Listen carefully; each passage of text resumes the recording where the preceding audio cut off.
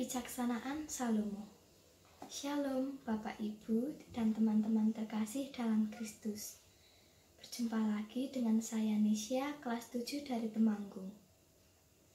Suatu hari saya diajak oleh Kak Nina untuk belajar firman Tuhan di Word of God. Mungkin karena saya pernah mengikuti lomba menceritakan tokoh kitab suci di sekolah.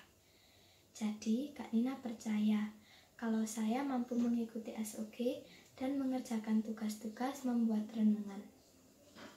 Saya senang sekali bisa mengikuti SOG dan menjalankan tugas yang dipercayakan kepada saya dengan sebaik-baiknya.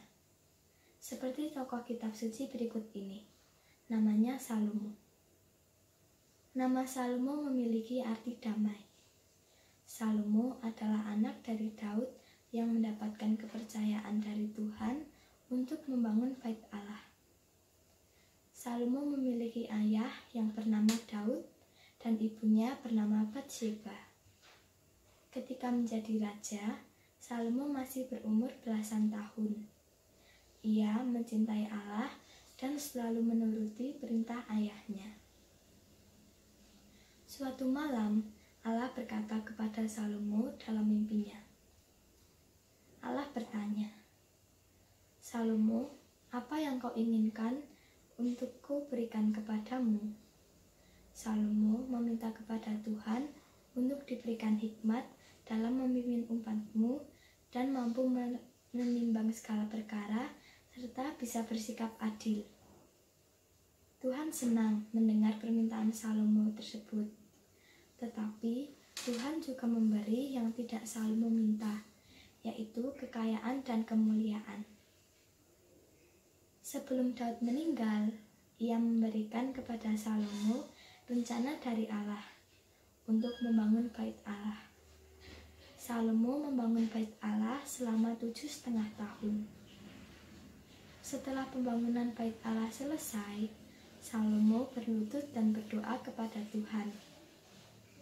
Lalu ada api yang turun dari langit dan ada cahaya terang di situ.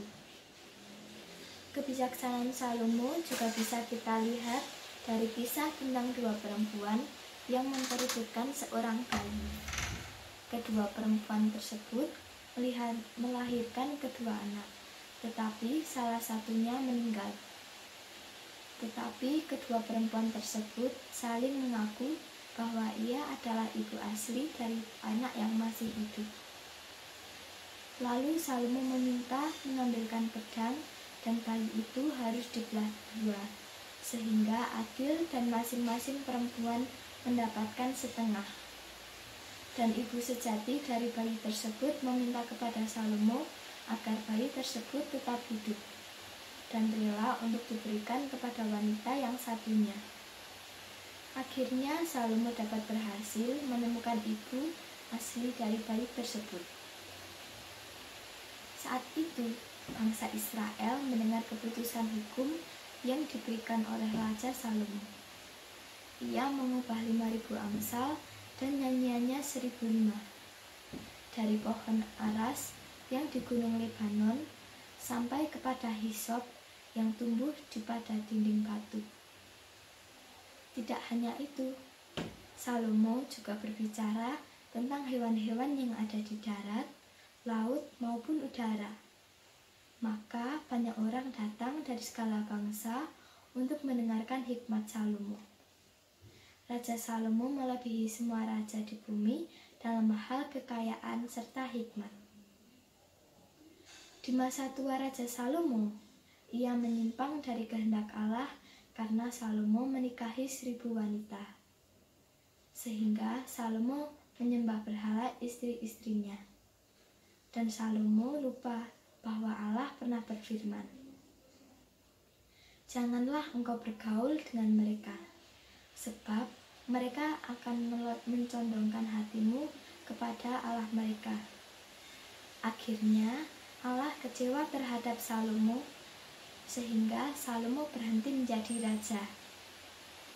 Yang dapat kita pelajari dari kehidupan Raja Salomo yaitu tentang sikap kebijaksanaannya, selalu mengandalkan Tuhan, bersikap adil, dan selalu mencintai Allah. konkret. Misal saat kita di sekolah, kita melihat ada teman kita yang bertengkar. Lalu kita melerai dengan memberi masukan yang tidak menyinggung dan tidak memihak satu sama lain.